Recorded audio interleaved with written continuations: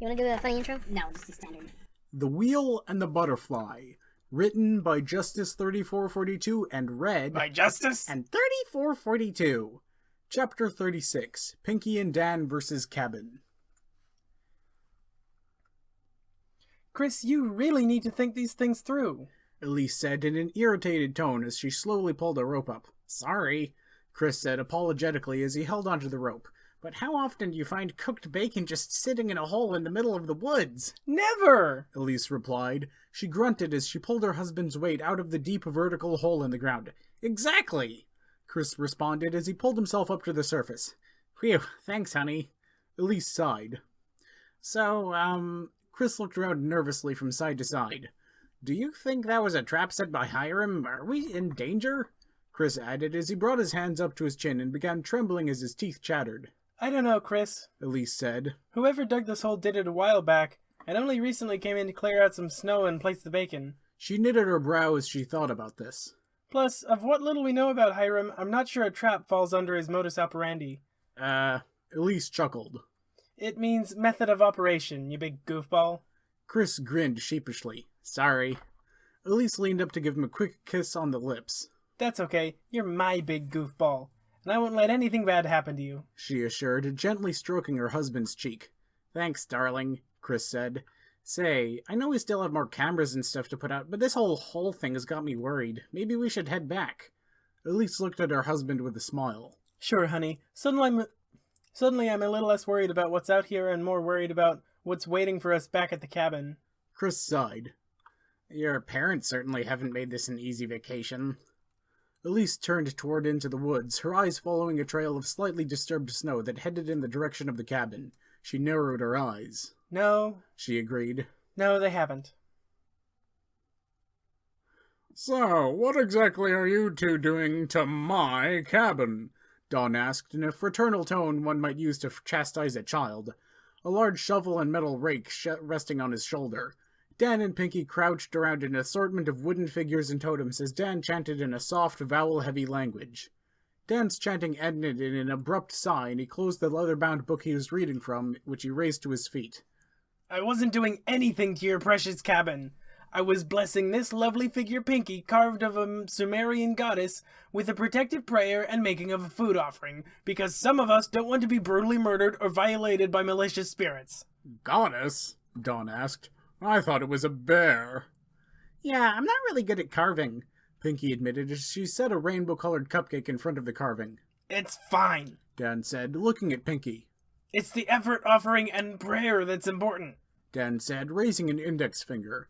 Dan turned to Dawn with a mildly irritated expression. The prayer I was attempting to read before you interrupted. Do you mind? I don't exactly spend a lot of time speaking Sumerian. I really wish you two wouldn't do this. I come back from a hike in the woods and suddenly the amount of kooky things around here has tripled. There's so many crosses, totems, and figures around that the cabin is beginning to look like a knick-knack flea market, Dawn said. I don't know what's going to attack us, Dan insisted, throwing his hands up into the air. And I certainly don't want to protect the cabin against demons only, to be attacked by a skinwalker or find out that Draugr or evil fairies don't actually care that there are a bunch of crosses all over the place. So I'm hedging my bets. You two really believe in all this sort of nonsense? Dawn asked with a raised eyebrow. Pinkie also rose to her feet and gave Dawn a surprised look. You've lived a very sheltered life, haven't you? Excuse me, young lady, but I've traveled the world and I've seen plenty, Dawn stated sternly, leveling an index finger at Pinkie. But not undead angry birds because they didn't get a proper burial after a cat mangled them, or a poltergeist that's upset and levitating furniture because the other occupants of the apartment don't want to watch infomercials 24/7? Pinkie asked with a raised eyebrow. Dan rubbed his chin and looked up at the sky. You'd think the ghost of Billy Mays would have a lot more options than our apartment. Pinkie turned to Dan and shrugged. I think he was haunting that case of Kaboom product I picked up. I mean, he seemed to calm down after he gave the bathroom a really good cleaning. Dawn cleared his throat. Dan looked at him. Are you still here? Look, we won't hurt your cabin, but I only had time to do all the Bible and local Native American... Canadian, Pinkie corrected. Dan turned to Pinkie. Well, the continent is North America, so I think the term still applies, he responded. Dawn cleared his throat again, louder this time. Where was I? Dan asked himself, glancing to the side briefly. Bible and local Native American stuff, Pinkie reminded while holding up an index finger. Right, we only got so much done last night and I have a lot more work to do, so if you don't mind. All right, Don said, putting his hands up defensively in front of his chest. But why did you bring the cat? Meow. Mr. Mumbles replied from the ground of the cabin porch. She's the only one of us that can read kanji, Pinkie explained. Don stared at Pinkie blankly, not sure if that was a joke or not. All right, just clean up the stuff when you leave. Dan shrugged. Hey, if you don't want a creepy cabin that's protected from the undead and supernatural evils of the world, that's fine with me. Pinkie smiled. The car will be a lot safer on the way home, she pointed out. Creepy, Don said, slightly insulted. The cabin is charming. Only in a very, let's fill this with as much dead animals as possible to make sure it looks just like every other creepy cabin where people get murdered in a sort of way, Dan replied. Don's eyes narrowed. Well, if you don't like the decor, you two are welcome to switch bedrooms with Elise and I share the RV with Colby. The only way I'm sharing sleeping quarters with Colby is if I gut him and use his skin and skeletal system to make a tent, Pinkie replied, matching Don's expression. Don's and Dan's expression changed at the morbid comment. Don looked shocked while Dan grinned in grim approval. Anyways, Dan continued, I've just spent the last several hours chanting in long-dead languages to protect this cabin. If you three want to be our early warning system for hungry zombies or hungry ghosts, that's your business. Don, are you out there? Elise Sr. called out from the cabin. Yes, sweetie, Don replied. If you see Pinkie and Dan, tell them dinner's almost ready. Don turned back to Pinkie and Dan, giving an exasperated sigh seeing he wasn't getting anywhere with this conversation. Dinner is almost done, so come in or don't. I don't really care, Don added matter-of-factually. Dan turned to Pinkie. Wrap up the Sumerian stuff and call it a night?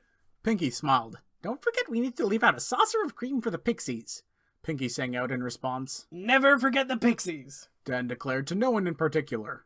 Meow, Mr. Mumbles replied. Don sighed, turned, rolled his eyes, and walked away. Pinkie turned to Dan. Now, why do you suppose he took a shovel and a rake hiking with him? She asked, bringing her eyebrows closer together. Dan shrugged. Who knows, maybe he's just as pedantic about how the woods around the cabin look as he is about the cabin, Dan said in a mildly irritated tone of voice. Ooh, you know there's a good word for that, persnickety, Pinkie said with a smile. Speaking of which, let's finish up warding the cabin against persnickety spirits. I'm starving. Dan nodded. I hear that. Now, where was I? Dan asked as he opened his book and flipped a few pages. You want to believe what those two psychos are doing out there, Don said to the occupants of the cabin living area as he walked in from the snowy outdoors. The large room consisted of a kitchen area sitting next to a large dining room table with wooden chairs and a brown couch and love seat sitting near a fireplace. Trophies of elk and moose heads adorned the walls, and a rug that was clearly a bear at one time laid in front of the fireplace. Colby turned with a smile from the couch. Elise Sr. turned to Don from in front of the stove in the kitchen, a large pot sitting on it as flames licked to the underside and steam wafted from the surface. Yeah, I've found not believing what Dan and Pinkie do never really changes the fact that they did it or do it anyway, Chris stated. Don jumped slightly and set the shovel and rake next to the door. He turned and shot Chris a glare as Chris entered the cabin with Elise. What are they doing? Elise Sr. asked as she stirred the pot on the stove. Don rolled his eyes as he raised his forearms and rotated his hands out palm up. They seem to think they're protecting the cabin from evil by strewing knickknacks all about enchanting. Elise and Chris blinked with blank expressions in reply as the two made their way to the love seat by the fireplace. Elise turned to face her father as she and her husband made their way to the love seat. Yeah, they did some of that last night when we got here too, Elise explained. So? So? Don replied in surprise. It's a waste of time. None of the things they talked about protecting the house actually exist, Don insisted. Chris began as he and his wife sat down on the love seat that faced away from Don. Elise put a hand on her husband's arm and gave him a warm smile. I got this, sweetie. She turned back to her father, looking back at him from the back of the love seat. From our experience, they probably do, she explained. You're joking, Junior, Elise Sr. replied as she stirred a large pot sitting on the stove. Elise shot her mother an annoyed look for calling her Junior, but turned to her husband in lieu of responding. Chris, list off some of the monstrosities you and Dan have dealt with. Chris raised an eyebrow. That's a long list. Elise smiled. Just stick to the supernatural. Chris thought about this for a moment and extended his arms out, listing ghoulies and spooks on his fingers. Wolfman, skeletons. Dan insisted his car was vandalized by the ghost of George Washington, though Elise and I saw nothing conclusive there. A minotaur, a mummy. Our boss turned out to be a demon at one point. Pinkie and Dan recently bribed me with baked goods so I'd keep the ghost of Billy Mays company as we watched hours and hours of infomercials. Well, I'm sure you and your crazy friends thought you saw some outlandish, Dawn began. Elise raised her hand, interrupting her father. I could vouch for the Minotaur, also the mummy. I went out to an opera with him. Elise Sr. cocked her head. What's a opera? Elise smiled. It's a mime opera. Elise Sr. knitted her brow. Southern California is weird, she mused. He was real and kept hitting on Elise, Chris sighed. I meant the opera, Elise Sr. qualified. That was, sadly, equally as real, Chris replied. Dawn raised an eyebrow at his daughter. You really went on a date with a mummy? Elise smiled and shrugged. I was just trying to make Chris jealous because he snubbed me for a Dan plot against said mummy. Chris sighed. I said I was sorry. Elise playfully pinched her husband's cheek. I know you did, Snookum, she said, lowering her voice slightly and smiling at Chris. Am I the only one here who believe those two are completely wasting their time? Dawn asked irritably. I feel safer knowing what's out there and can kill me is at least a shorter list, Chris stated. Elise looked at her father. Sorry, Dad. Gonna have to side with my hubby on this one, Elise said, smiling at Chris, giving his arm a squeeze.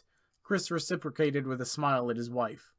Elise Sr. looked over at her husband and gave him and raised her hand palm face down and rocked it back and forth slightly in a sort of fashion. I'm with you, Dad, Colby said enthusiastically from the couch.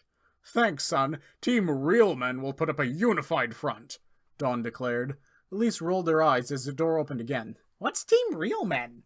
Pinkie asked as she walked in. Dan emerged behind her, Mr. Mumbles perched on his shoulder. Team Real Men apparently means not believing in supernatural things that want to kill you, Chris answered flatly. Apparently Dawn and Colby are putting up a unified front on this. Yeah, I found not believing in them doesn't really change the fact they want to eat you, Pinkie answered. Hey, this is great, Dan said excitedly. When a giant monster attacks, Dawn and Colby can unify themselves in front of us and try to convince the monster it's not real, while the sane people run away, Dan added. Ouch, sandy question by Dan, Pinkie said with a sly smile. Would you like some ointment? Pinkie asked Dawn. Dawn's eyes narrowed. For what? For that burn, it's gotta sting, Pinkie said with a large grin. Scroll down. Dawn's expression changed to an angry glare, and he quickly closed the distance between him and Pinkie. This is my cabin, and I won't be talked to like that by some pink-haired lunatic who thinks clearing snow away should involve high explosives. I'm sorry, if you don't want me here, maybe you can find a nice gutter to drop me off at. Pinkie shot back, her eyes changing to daggers as she closed the distance between her and Dawn to a few feet. Whoa, Elise said, quickly getting up from the love seat, walking towards the fighting pair, and pulling herself in between Pinkie and her father. Let's just calm down and try to avoid killing each other.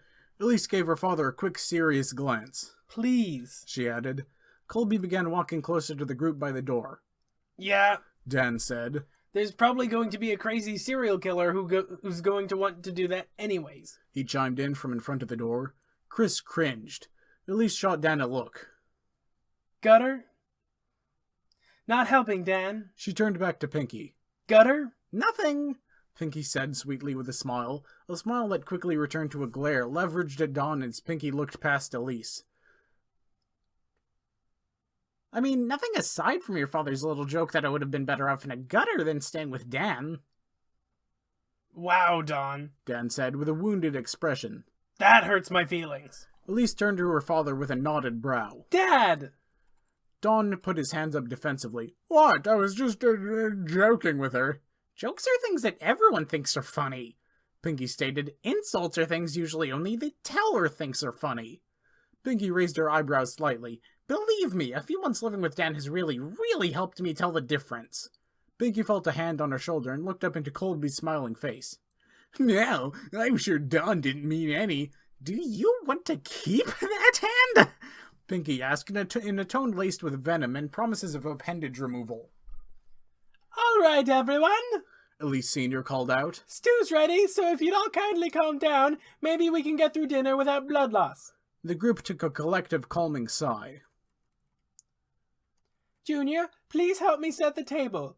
Don't call me Junior! Elise shouted angrily at her mom. It's your name. Elise Sr. responded. Elise grumbled. Fine. Senior, let me grab the cutlery. Don't call me Senior! Junior, don't talk to your mother that way, Dawn ordered. Sorry, Dad. Am I disrupting the big let's convince our daughter to marry one of her exes plan? Elise responded. Dawn and Elise Sr. quickly exchanged a worried look. Finally, someone addresses the elephant in the room, Chris said. Elephant? Where? Pinkie looked around from side to side. Now, that's hardly fair, Dawn began. Chris rolled his eyes and waved a dismissive hand. Oh, please, I know you two think I'm stupid, but I have to be blind to not see what's going on here. You tell him, Chris, Pinkie cheered enthusiastically. Pinkie felt a squeeze on her shoulder. Now, Dawn and Elise were just being inclusive. Colby began. Seriously, let go of me or I'll make sure that hand never touches me again, yes, Pinkie said, shotting a death beam glare up at Colby. There you go again with your psycho killer routine, Dawn said, motioning towards Pinkie. I can see why you hang out with the likes of Dan. Ouch, Dawn. Just ouch, Dan replied. I'm sorry, was that a joke? Pinkie asked, swatting Colby's hand off of her shoulder and walking back towards Dawn. Was I not supposed to take offense because you were... Pinkie raised her fingers into air quotes. Just kidding? Pinkie asked. No joke, you're messed up in the head, Dawn shot back. Dad, leave her alone, Elise shouted. Junior, don't yell at your father, Elise Sr. ordered. The occupants of the room quickly devolved into arguing, shooting, and insulting each other. Everyone shut up right now!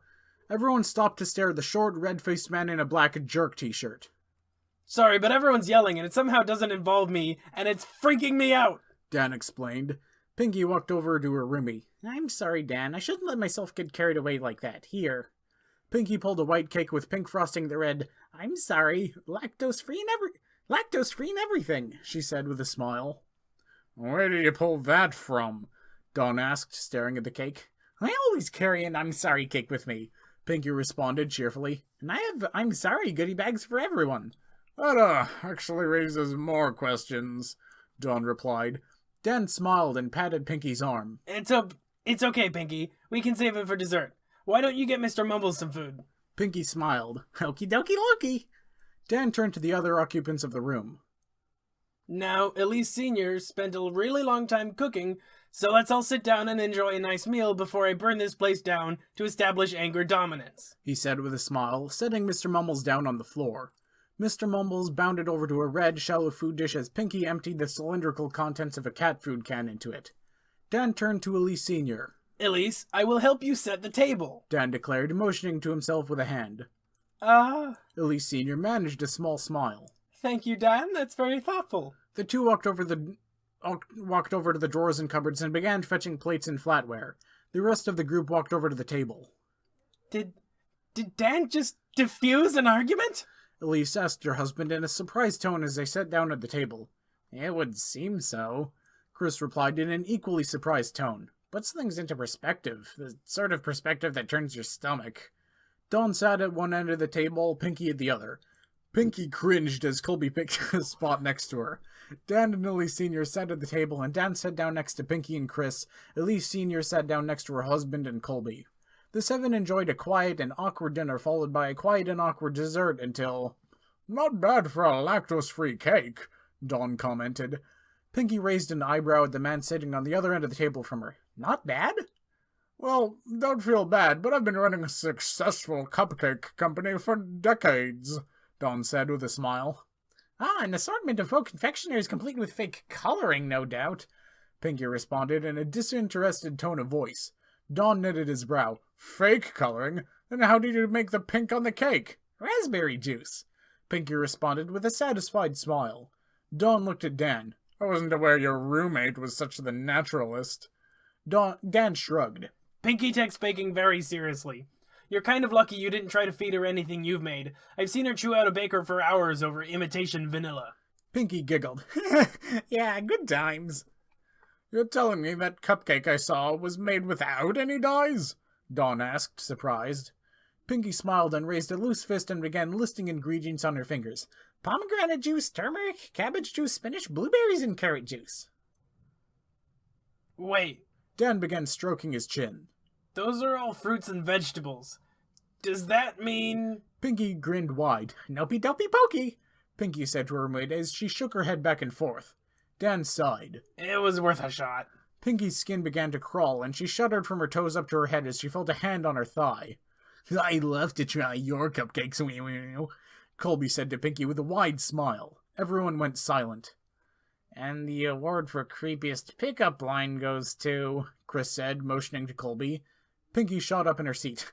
I'm going to bed, she announced, trudging off toward her room in the back of the cabin. Colby stood up. I better go with her. The bed that's in Dan and Mi's room, which is also with a chest full of sharp weapons, is kept, Pinkie added. I should probably stay here, Colby said with a worried expression, sitting back down. Hey, I thought that was buried treasure, Chris exclaimed. Pinkie turned at the door. Oh, I'll bury something all right. Yes, she said darkly, narrowing her eyes at Colby. Oh, Pinkie smiled. And by something, I meant your corpse, and by all right, I mean in the woods, she added cheerfully. Colby put his hands up defensively with a nervous smile. I got it. Oh, you're gonna get it all right, Pinkie responded grimly, her eyelids lowering until she was looking at Colby with small slits. Oh, Pinkie smiled. And by it, I mean a terrible chainsaw wound, and by... Pinkie? Dan interrupted. Why don't you thank Elise Sr. for the meal, and I'll meet up with you shortly. Pinkie closed her eyes and smiled. All right, Dan. She looked at Elise Sr. Thanks for the stew, Elise. It was scrumdiddlyumptious. You're welcome, Pinkie, Elise Sr. said with a small smile. Great. Dan looked at the other occupants of the table. Now everyone else thank Elise Sr., Dan commanded sternly. The other people at the table uttered their thank yous, Elise Seniors. Dan nodded with a smile. Good. Now everyone thank Pinkie for dessert. Don began to sigh, but stopped when Dan gave him an icy glare. Everyone at the table turned to Pinkie and uttered a thank you, Pinkie. You're all very welcome, Pinkie replied. She entered her and Dan's room and closed the door behind her. Maybe I should apologize, Colby mused. Dan raised an eyebrow at the muscular, blonde-haired man. She's a bit on edge and probably wouldn't think twice about delimiting you at the moment. Tomorrow, Colby added hastily. Chris looked over at Dan. Thanks for keeping the peace, Dan. Dan closed his eyes and smiled. It's what I'm here for. Yeah, sure, Chris responded. Still, I think it would be nice if that pink-haired girl calmed down a little bit, Dawn stated. Dan stared across the table at Dawn. You know, she wanted to be your friends the moment she saw you. I'm guessing she'd be a lot nicer if you just apologized. Apologize? Dawn exclaimed. Elise looked across the table to her father. Dad, we brought her here so she could unwind. I've never known her to lash out at people she's just met without any reason. Elise raised her eyebrows. I'm guessing you all didn't make a very good impression on her when you first met. Now, Junior, can you blame us? She is a bit off, Elise Sr. explained. Elise rolled her eyes at being called Junior. I can absolutely blame you two, Elise exclaimed, motioning towards her parents. You two judge someone before you've even met them and start talking down to them the second you come in contact with them. You've done this with every one of my boyfriends you've ever met. Elise cocked her head slightly, raised her eyebrows, and opened her eyes wide. Not pleasant, she added. Chris nodded. They never did it with me, Colby said proudly. Shh, Dan said to Colby. You're more attractive when you don't talk, so shut up. Hey, Colby protested. Colby, please be quiet, Elise Sr. said. Yes, Mom, Colby replied sheepishly. Elise Sr. sighed. You're right, Elise, she said to her daughter. We could have been nicer to her. Don and I will apologize to her tomorrow, and we'll all get a fresh start. We will? Don asked with a small degree of surprise, turning to his wife. Yes, Don, we will, Elise Sr. said sternly. Don sighed. Oh, all right. Great, Dan exclaimed. Now apologize to me, he said with a smile. What? Don exclaimed. Don? Elise Sr. said in a warning tone. All right, I'm sorry, Dawn said, barely audible. I'm sorry, there must be snow in my ears. Didn't quite catch that. Dan said, cleaning his ears with a pinky finger. Dawn sighed loudly. I'm sorry, Dan. Dan stood up with a smile. See, was that so hard? Yes, Dawn muttered to himself, crossing his arms and glancing to the side. Well, my work is done. Dan announced, motioning proudly to himself. Now everyone play nice or I'll send Pinkie out here with the chainsaw. He added. He motioned toward Mr. Mumbles, who was sitting next to her empty food dish. Meow. Mr. Mumbles quickly bounded towards Dan and jumped up his outstretched arm to her favorite perch on his shoulder. Is anyone else just a tad disturbed that Dan's a sensible one here? Chris asked. Everyone else nodded while Dan walked towards the room while Dan walked towards the door to his and Pinkie's room. Elise shook her head. It's not going to last. Dan opened the door. Eek! Pinkie cried. The group at the table turned towards Dan. Ah! Dan covered his eyes with a hand. Wait, Pinkie, put down the sword. It's me. I'm sorry. Meow. Mr. Mumbles cried out in alarm. Oh! Pinkie giggled as the sounds of something thin and metal hit the ground was heard. It's okay, Dan. I thought you were someone else. A feminine hand with pink nail polish on the nails emerged from the door and grabbed at Dan's shirt, dragging him and Mr. Mumbles in. The door quickly shut behind them. It's all right, Dan. The group continued to listen into the muffled conversation in the room. You can open your eyes, Pinkie said. Dan breathed a sigh of relief. Sorry, didn't mean to. Ah! I thought you meant you'd put some clothes on! Pinkie's giggling was heard again. Ah, someone's embarrassed, she sang out. No, wait! What are you doing? Let go of me! Ah! There was a muffled thump and a startled Meow! And more giggling followed by frustrated growling. Elise motioned to the door Dan had just been pulled into. There you go. Dawn turned to his daughter.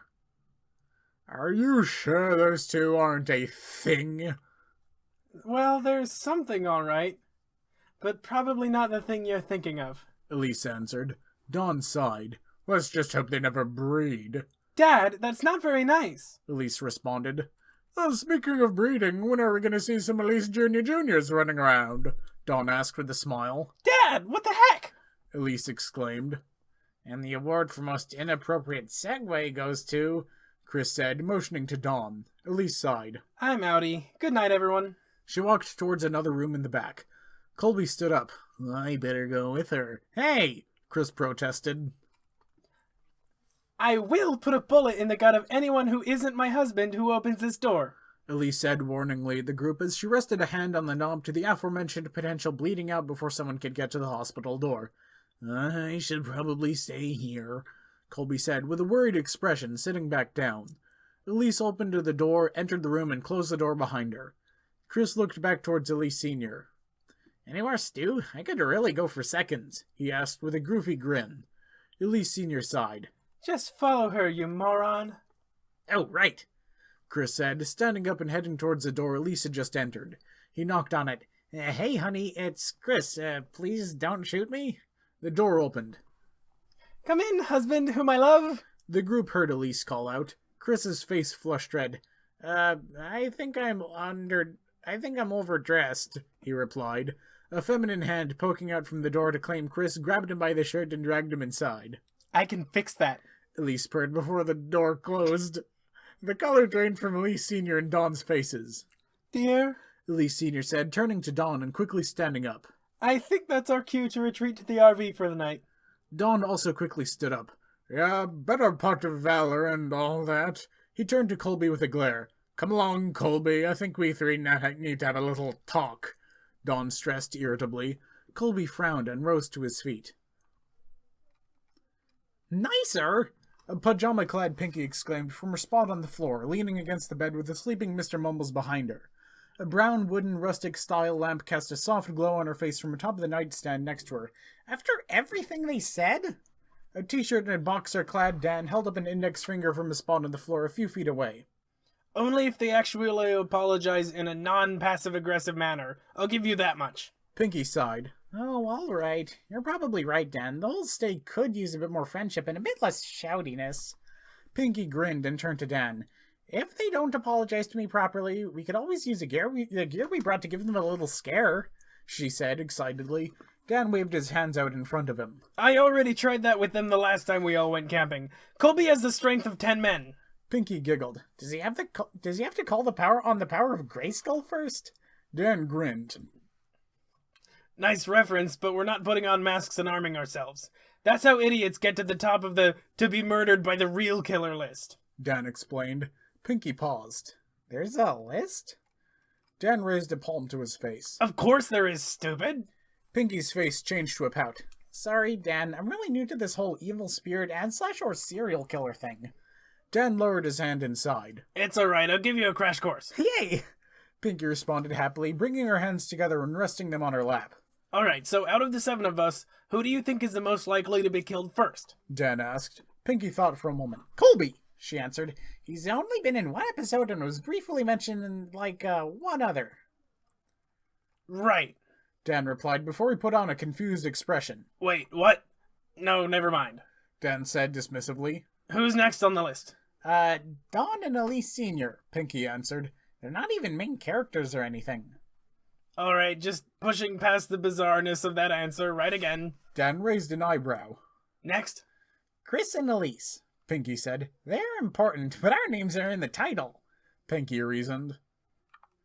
Okay, right again. We're also the only ones preparing for something. Dan added. Pinkie smiled. You do have that whole genre-savvy thing going for you. Dan smiled. See? You're getting it. Pinkie smiled. Thanks, Dan. She crossed her hand over her chest a few times and put a palm over her eyes as she declared, Cross my heart and hope to fly, stick a cupcake in my eye that I won't do anything that increased our status on the to-be-murdered pecking order. Dan nodded with a smile. Good. She yawned. Sorry, I think all that snowball fighting and creating holy relics to protect us from every darn thing in every nook and cranny of the world has really taken a lot out of me. Don't forget all the arguing and fighting, Dan added. Pinkie sighed. I won't, she declared. Dan yawned as well. Well, it's pretty early for me, but we should try to get some sleep in case something attacks in the middle of the night, he reasoned. Pinkie stood up with a huge grin and sat down on the bed next to Mr. Mumbles, patting the spot next to her. Dan rolled his eyes with a smile. Alright, coming. He sat down next to Pinkie, who immediately leaned over to rest her head on his shoulder. Pinkie turned to face Dan, her big sky-blue eyes inches from his green ones. Dan? She began, fluttering her eyelids. I know you said you don't like me holding you, but... Dan sighed. Fine, just don't squeeze too tight. Pinkie beamed as she gave Dan a hug. Ah, yes, don't do that! Dan said over the sound of his bones cracking softly. Oops, sorry, Dan, Pinkie said. She reached over to the lamp sitting next to the bed and turned it off. Blankets rustled in the darkness. Also no snoring in my ears, Dan commanded. Pinkie giggled. No promises. All right, Colby, would you kindly explain what the heck you were doing back there? Dawn demanded from a swivel chair in front of a huge screen embedded in the brown interior of the back of the RV. A number of smaller screens sat near it, and under the screen was a series of dials and a keyboard. On the screen itself, Operation Get Rid of Chris 2 appeared in a large font over a green 3D spinning wireframe of Chris with a large green X over it. Seriously? Elise Sr. said, leaning against the RV wall next to her husband. I've seen frat boys with more subtlety than you. Well, Dawn began, it would be forgivable if it was directed at the right woman, he said, anger starting to creep into his voice. From the small couch embedded in the wall of the RV, Colby raised his hands defensively. Sorry, just trying to improvise the plan a little. How exactly is hitting on that crazy pink-haired girl improvising? Elise asked, furrowing her brow at Colby. Colby smiled. I thought I could make Elise jealous. Reminder that a great guy like me won't be available forever. Dawn and Elise Sr. looked at each other with contemplative expressions. Huh, Dawn said, rubbing his chin. We've never tried that. He looked back at Colby. But maybe you should save it for a girl who's less likely to blow you up. Colby sighed. Yeah, good point. We'll stick to the plan. Elise Sr. smiled. That's the spirit. We just need to get Elise and Chris out into the woods. Separate them, get them lost. Dawn smiled. The bacon trap I left in the woods should lure Chris right into a hole he can't climb out of, and the tampered with GPS we swapped Elise's out for ought to get them lost and keep her lost as she goes to find help. Colby smiled. Then I find and rescue Elise. Don smiled. Yup, she'll be so grateful and Chris will be so lost or eaten by wild animals or dead of exposure she'll forget all about him and settle down with you. Elise Sr. smiled. Simple yet brilliant. We'll just need to make sure Dan and Pinkie don't mess it up, but I'm sure we can come up with something suitably shiny to distract them with, Don reasoned. And everyone's happy, Colby added. Well, not Chris, since he'll likely be dead. Elise Sr. smiled. All right, gang, let's get some sleep. Tomorrow is a big day.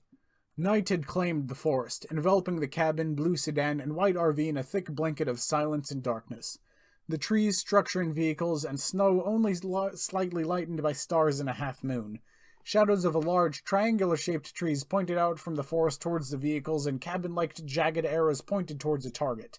A thin, bearded silhouette formed from the shadows and growled deeply as it approached the white RV, and casted even further gloom against the side of it and a window that had shades drawn closed.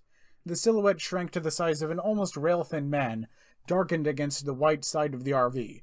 With a roar, the shadow changed and a large axe-shaped emerged from the top of it. In a flash of movement, a metal axe head shattered the silence with a sound of broken glass and startled screaming. Let's read some comments. What do you think? Oh yeah, let's read some comments. Justice3442 says, Sabazu got it, thanks. Sabazu says, a famine hand poked out from the door to claim it. Feminine, you stupid. Let's see. Mysterium Gong Expert says, and Ben, he still lives with his parents. Poor him. Tito4 says, yeah, I'm not really good at carving, Pinkie admitted. She said the rainbow color cupcake in front of the carving. And then an emoji of Rainbow Dash with a confused face, and then an emoji of Pinkie Pie with crazy face. Comment, please. If you comment, don't cry! Thanks for listening, listeners.